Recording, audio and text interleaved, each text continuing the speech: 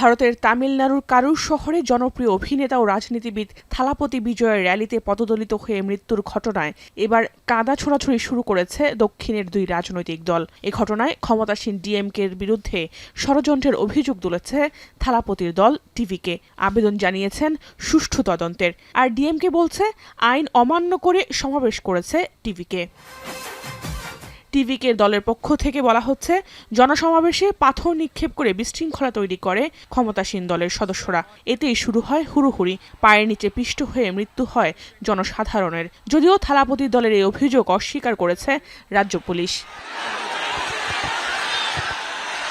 তবে যতই ক্ষমতাসীন দলের উপর দায় চাপানোর চেষ্টা করুক না কেন, এ ঘটনার জন্য থালাপতির বিরুদ্ধেই ক্ষোভ ছেড়েছেন তামিলনাড়ুর জনগণ। হামলার শঙ্কায় নিরাপত্তা জোরদার করা হয়েছে থালাপতির বাসভবনে।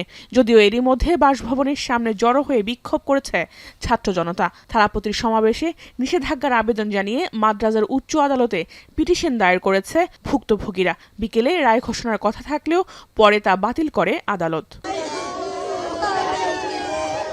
পদদলনে প্রাণহানির ঘটনায় এরই মধ্যে থালাপতির রাজনৈতিক দল টিভিকের জ্যেষ্ঠ নেতাদের বিরুদ্ধে মামলা দায়ের করেছে পুলিশ। এরপর থেকে দলের অনেক নেতাকর্মী মোবাইল বন্ধ করে পলাতক রয়েছেন বলে অভিযোগ। অভিযুক্ত ব্যক্তি যত বড়ই হোক না কেন, তাকে আইনের আওতায় এনে যথাযথ শাস্তির দাবি জানিয়েছেন তারা।